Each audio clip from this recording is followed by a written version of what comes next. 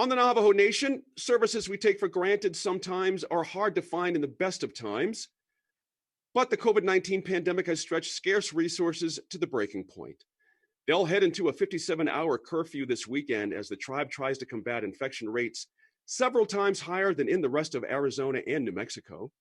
Laura Paskus came up with the idea of checking in with journalists around the state as they cover the pandemic. She was able to get a few minutes in with Noelle Smith, who covers the Navajo Nation for the Farmington Daily Times. Noelle, thank you so much for joining us today. Thank you for having me. So the number of COVID-19 cases and deaths on the Navajo Nation has continued to climb over the past couple of weeks, but I understand that the peak is still ahead. Can you talk about what we might be expecting over the next couple of weeks?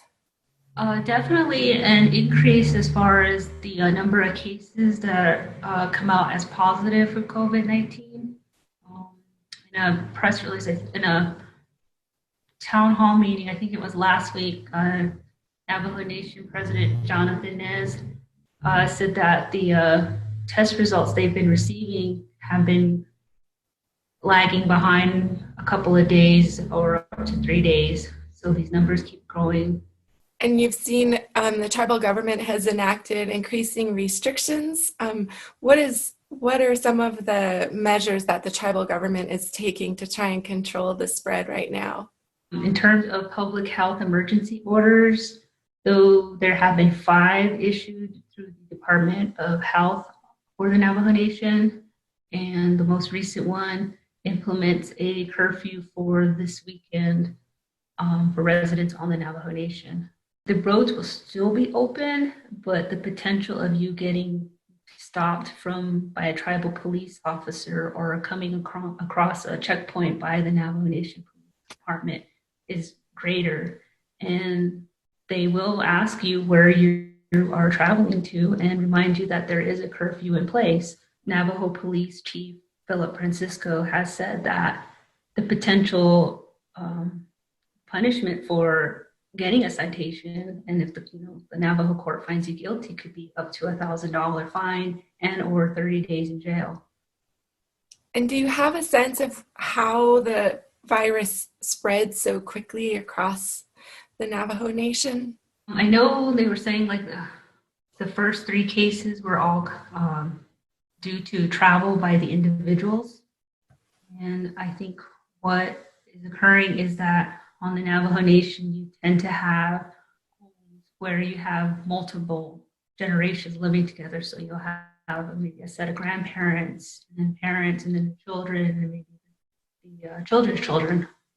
Or you'll have cases where there might be an acre of land and have more than one residential home. So you might have a hogan, a mobile home, and a standard home, and they will all each have family members to those buildings.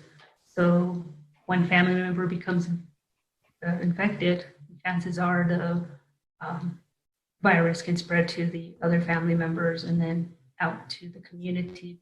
Noelle, can you talk a little bit about some of the unique challenges that tribal communities face in New Mexico and addressing the cases, as well as trying to minimize the impacts and the spread of COVID-19? I would say that it's definitely geography. A lot of, like on Navajo Nation, you're talking about an area that's 27,000 square miles and roughly the size of West Virginia. And you have 12 healthcare facilities within that span. So if you think of how many hospitals West Virginia has for its population compared to Navajo Nation, it's definitely going to be inadequate. And then you have, of course, the contributing factors, which are, high rates of diabetes, cancer rates are high due to environmental factors on tribal lands. You have low incomes, so people can't afford, their own private insurance to seek medical services from private hospitals. IHS is it. In addition to the outbreaks that we're seeing on the Navajo Nation this week, there was also the report of outbreaks on pueblos, including Zia and San Felipe. And this week you also reported a death at the Pueblo of Zuni. I was wondering if you could help our audience understand why these outbreaks are so particularly alarming for our tribal communities in New Mexico and the Southwest. Well, I found it alarming because my main beat here at the Daily Times is covering Navajo Nation, and that's the portion that is in San Juan County. But when I looked at the numbers that the New Mexico Department of Health released through the governor's office, I did see that there was clusters reported of cases in San Felipe Pueblo and Zia Pueblo. San Felipe had 52 cases, and Zia, I think it was 31. And then Zuni, through the Pueblo of Zuni, through their Facebook page, released that information about confirmation of a tribal member there passing away from COVID-19. And the reason why I found those of interest is because of the population size of these pueblos. Definitely not as large as Navajo Nation. I think the 2010 census had like 300,000 plus members for Navajo. And maybe half of those live on the reservation. So you're looking at potentially 150,000 Navajos living on their homelands. Pueblos definitely do not reach that high in population.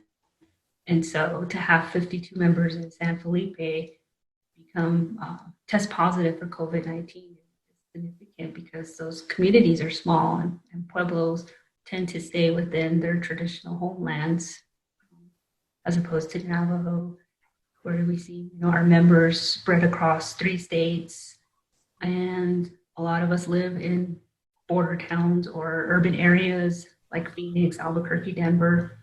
When something like this happens, it's like, how do you convey the message of it's important for you to stay home, that you have to cut back your normal way of living, especially if you're so used to getting in your vehicle and driving an hour to the nearest Walmart for your resources and driving home, or driving to town to get water because you may not have plumbing in your home.